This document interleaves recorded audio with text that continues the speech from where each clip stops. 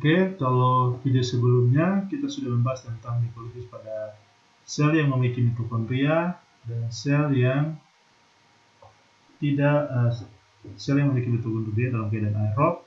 Maka pada proses materi tentang glikolisis kali ini kita akan belajar tentang glikolisis pada sel yang memiliki mitokondria dalam keadaan anaerob atau tidak tersedia oksigen, dan yang kedua itu adalah pada sel yang tidak memiliki kondria dalam keadaan aerob maupun keadaan anaerob. Contohnya seperti sel saraf. Sel saraf tidak memiliki mitokondria. Nah, yang pertama, kenapa sampai glikolisis pada sel yang tidak memiliki mitokondria, pada sel yang memiliki mitokondria dalam keadaan anaerob akan menghasilkan energi yang sangat sedikit, karena glikolisis di dalam sel itu dia sangat membutuhkan oksigen. Nah, kemudian yang kedua, kenapa pada sel yang tidak memiliki mitokondria baik keadaan aerob maupun keadaan anaerob itu hanya menghasilkan energi yang sedikit, sama seperti pada yang pertama tadi. Yang kedua ini sama dengan yang ke satu. Nah, alasannya yang kedua itu adalah pada sel yang tidak memiliki mitokondria itu adalah perlu teman-teman ketahui bahwa di dalam metabolisme karbohidrat dari glikolisis, asam pirufat dia akan masuk ke dalam dekarboksilase oksidatif. Kemudian dia dalam dekarboksilase oksidatif akan menghasilkan asil TiO(A) yang kemudian masuk lagi ke dalam siklus Krebs atau siklus asam sitrat. Nah, dekarboksilase oksidatif dan siklus Krebs kemudian transfer elektron hanya terjadi dalam mitokondria, sehingga sel-sel yang tidak memiliki mitokondria baik dalam keadaan aerob maupun anaerob itu hanya menghasilkan energi yang sedikit, yaitu hanya 2 ATP. Begitupun pada yang pertama, itu hanya pada sel yang memiliki mitokondria dalam keadaan anaerob itu hanya menghasilkan 2 ATP. Nah, prosesnya seperti apa? Silakan simak penjelasan singkat tentang glikolisis ini. Yang pertama sama, glukosa yang kita makan karbohidrat yang kita makan akan dipecah menjadi glukosa, kemudian diubah lagi menjadi glukosa 6-fosfat. Nah, dalam reaksi ini terjadi penggunaan ATP. ATP yang digunakan akan berubah menjadi ADP. Kemudian glukosa 6-fosfat diubah lagi menjadi glukosa 6-fosfat. Diubah lagi kemudian menjadi glukosa 1,6-fosfat. Dalam reaksi ini terjadi penggunaan ATP. ATP yang digunakan akan diubah menjadi ADP. Lalu kemudian fruktosa 1,6-fosfat akan menghasilkan lagi gliserol dari 3-fosfat dan hidroksiaseton fosfat. Kemudian kedua senyawa ini akan menghasilkan 1,3-bifosfoglycerat.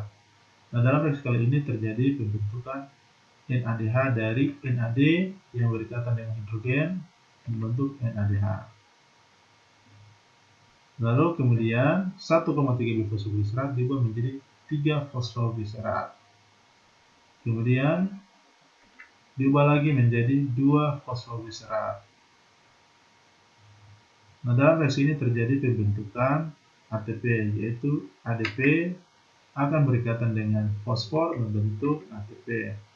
Kemudian 2-fosfoglycerat akan diubah lagi menjadi fosfoinofosfat. Kemudian diubah lagi menjadi asam pirufat. Nah, dalam reaksi kali ini juga terjadi pembentukan ATP dari ADP berikatan dengan fosfor, kemudian membentuk ATP. Nah, tetapi asam pirufat yang dihasilkan dalam jalur glikolisis ini akan diubah langsung secara spontan menjadi asam laktat dengan bantuan NADH. Jadi seperti ini, kemudian akan menghasilkan asam laktat. Nah, dalam reaksi kali ini NADH tidak akan masuk ke dalam transfer elektron karena NADH akan digunakan atau akan membantu proses pembentukan asam pirufat menjadi laktat.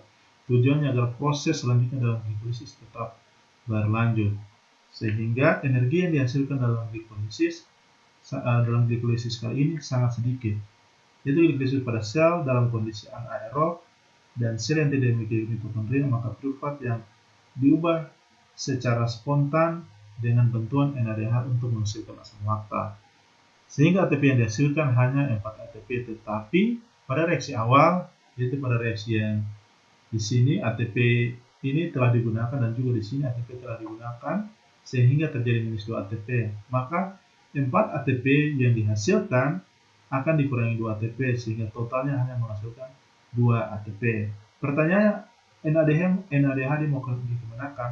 Apakah dia tidak diubah menjadi ATP untuk masukkan 3 ATP? Nah, NADH yang dihasilkan ini langsung digunakan untuk membantu proses pengubahan pirufat menjadi asam laktat, sehingga NADH tidak akan masuk ke dalam transfer elektron karena dia sudah habis digunakan pada proses ini. Nah, demikianlah video singkat kali ini. Oh ya, untuk menjawab lagi bahwa pada sel-sel yang tidak memiliki mitokondria itu dia tidak bisa menghasilkan energi yang banyak. Kenapa? Karena asam pirufat meskipun dia hasilkan, dia punya ketersediaan oksigen yang cukup dapat menghasilkan asam pirufat, tetapi asam pirufat yang dihasilkan itu